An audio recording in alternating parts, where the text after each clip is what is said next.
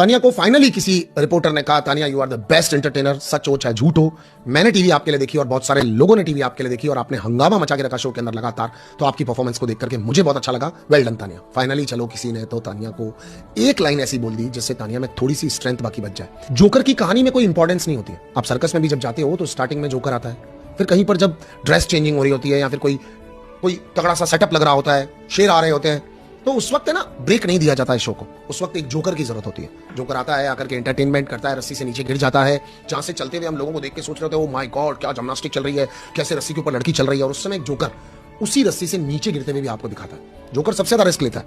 ये मैं सर्कस में जोकर सबसे ज्यादा रिस्क लेता है, तो उस जोकर को आप इस कहानी का तानिया मित्तल मान लें, जिसने पूरी रिस्क ली, दबा के झूठ बोले, दबा के बेवकूफ बनाया, दबा के बड़े बड़े फ्लॉन्ट्स मारे और अपने आप को लगातार मीडिया के सामने, दुनिया के सामने हंसी का पात्र बनाया, मगर उसके बावजूद भी वो लड़की उस चीज के ऊपर अड़ी रही। आज भी आप देख रहे हैं कि वो कल्पू काका से फिर बात कर रही है, फिर कुत्तों से बात कर रही है और बैठ करके कोने में कहीं ना कहीं से कोशिश कर रही है कि मैं कुछ तो कॉन्ट्रीब्यूशन देती रहूं, चाहे मुझे लोग सारे छोड़ भी दें। तो आज तानिया की इस हालत के पीछे जिम्मेदार कौन है?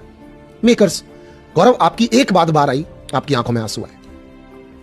प्रणीत को लोग कभी कटप्पा, कभी आज नागिन या नाग बोल दिया गया, बुरा लगता है। तानिया का, मालती का एक सेक्सुअल वाला ये गलत बोला हुआ वर्ड सामने आया, या फिर फराना की गालियां आई, अमाल का दोगलापन आया, सबको बुरा लग रहा है मीडिया को लेकर के। तानिया मित्तल इन सब हथियारों के चलने के बावजूद भी, उस पर कितनी सारी बुलेट्स चली, इतनी सारी बुलेट्स चलने के बावजूद भी अगर वो यन्ना रास्कला वही का वही कर रही है जो कर रही है, तो फिर भाई डेडिकेशन और पैशन से शो को तो वही लड़की खेल रही है। इस बात को आप चाह करके भी नजरअंदाज नहीं कर सकते। आज वो टूट गई थी तो मालती के सामने बोली यार कि अब ऐसा लग रहा है बहुत हो गया यार, घर चले जाना चाहिए।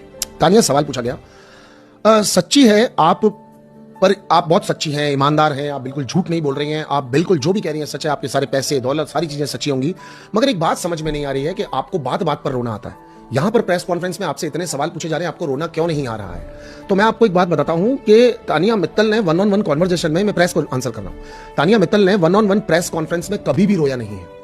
मतलब 1-on-1 बात करते हुए कभी भी किसी से नहीं रोया है। रोई वो अक्सर अकेले पे जाकर है, कैमरास के सामने जाकर के है। तो आपके तीखे सवालों से वो क्यों रोएगी? क्योंकि वो घर वालों के भी सामने कभी नहीं रोई है। वो अपने दर्द को, पेन को अकेले में जाकर के रो रही होती है। फिर झूठा चाहे सच्चा वो आपकी मर्जी, आप क्या सोचो। तो प्रेस वाली का ये सवाल बिल्कुल ही बेमाने था।